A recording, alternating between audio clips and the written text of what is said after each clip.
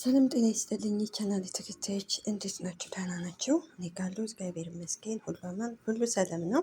እንግዲህ ዛሬ በኤፍሬም መጥቻለሁ። ኤፍሬም ትናንትና ከሄረሚላ ቤት ሄዶ እንግዲህ ልታስደበድብ ነበረ ሰው ልከሽ ምናምን ይላታል። ሲጀመር ልታስደበድበው የነበረችው ደግሞ ሄረሚላ ሳትሆን ሌላ ሰው ነበር። ምክንያቱም ያው ትንሽ ቆንጠጥ ሊያረጉን ነበረ እና ሰዎችም ደግሞ ሄረሚላ ሳትሆን እኛንን አላርፍ ካለ ከዚህ በላይ ተብሏል። እንግዲህ ኤፍሬም መጀመሪያ ቀለበቱን ወስዷል። ኦኬ ቀለበት ነበር የፈለጉት። ከሄረሚላ ቤት ምን ሊሰራ ነው የሚሄደው? ዛሬ ደግሞ እንደ ደህና ነገር ነይ ትወጣለና እንግዲህ ትናንት ያደረግኩት ነገር ጥሩ አይደለም።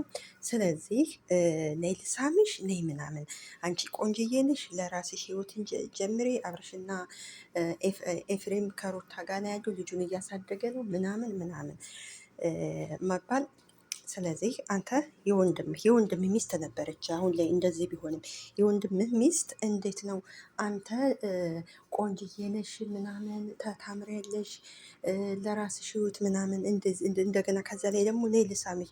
ኤፍሬም ኧረ ነውር ነው፣ ማርያምን ነውር ነው። ባህላችንም አይፈቅድም። ሁለተኛ ደግሞ ሃይማኖትም አይፈቅድም። ምንድን ምን ሆናችሁ ነው ግን እንደዚህ የምትሆኑት ማለት ነው? ሴት ሞልቶ ለምንድን ነው እንደዚህ የምትሆኑት? እሱም ማድነቅ የሚችለው አብርሽና አብርሽ ብቻ ነው። ምንም አሁን እናንተ ብትወስዱትም የሚያደንቃት የሚወዳት ባሏ ብቻ እንጂ አንተ እኮ አይደለም ቆንጅዬ ነሽ ምናምን ምናምን።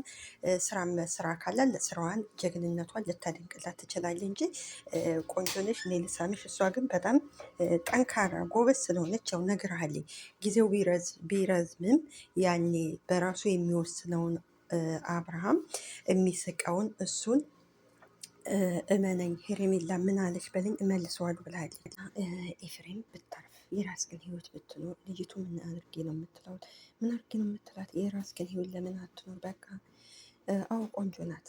ቁንጅናዋ ላንተ ምንም አያደርግላት። እሱ ለአብርሃምና አብርሃም ብቻ ነው። እና ኤፍሬም ምን እንዳሰብክ አልገባንም። ይሄንን የምታደርገው ምናልባት አብርሽ ወደ ራሱ ሲመለስ እንግዲህ እኔን እኮ እሺ ብላኝ ነበር፣ ከኔ ጋር ለመሆን ፈልጋ ነበረ፣ ያመንካት ሴት እንደዚህ ነበረች ብለን ልትናገር ነው አይደለ?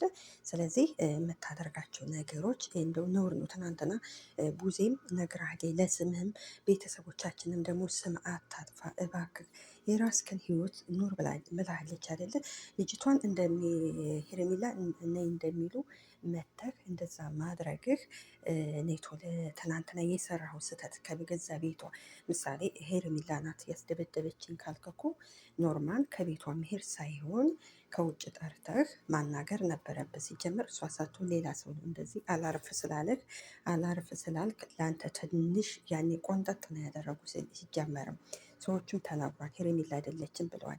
ስለዚህ ከሄረሚላ የምፈልጉ ቀለበት ነበረ፣ ቀለበት ወሰዳችሁ። ልጅቷን ተወት በቃ። እንደ ምንድን ይህን ያህል እና አሁን ደግሞ የትናንትናው ጥፋት በትናንትናው ባጠፋው ይቅርታ ሳትል ሌላ ጥፋት ቆንጅዬ ነሽ ና አንዴ ልሳምሽ እና ምንድን ነው እንደዚህ የምትሆኙ? አብርሃምን እርሹ። አብርሃም ልጁና ሚስቱና ልጁ ጋር ይኑር ታዩ ምናምን እና ኦኬ አብርሃም እሺ ሚስቱና ልጁ ጋር ይኑር ችግር የለውም። ነገር ግን ታዲያ ሄረሚላ አንተ ጋር መኖር አለባት። እንዴት ነው የወንድምህን እንዴት ትመኛለህ እንዴ? እኛ በፊት የምናውቀው ያው እንደዚህ አለ እንደዚህ ነገር የወንድሙን ሚስት እንደዚህ አደረገ ይባል ነበር። አሁን ደግሞ ብላችሁ ባላችሁ በአደባባይ መጣችሁ። ይሄ እኮ ነውር ነው። ለሚመጣው ለትውልዱም መጥፎ ነገር ማስተማር ተገቢ አይደለም። ኤፍሬም መጀመሪያውንም ሄረሚላን ካፈቀርካት ከመጀመሪያው ወደ አብርሽ ስትመጣ የዛ ጊዜ አብርሽ ጋር ስትመጣ ይችልኝ ወንድሜ አገናኘኝ አፈቅራታለሁ ብትለው ኑሮ የዛ ጊዜ ምናልባት በእርግጥ እሷ አብርሃም ከመጀመሪያው ትወደዋለች።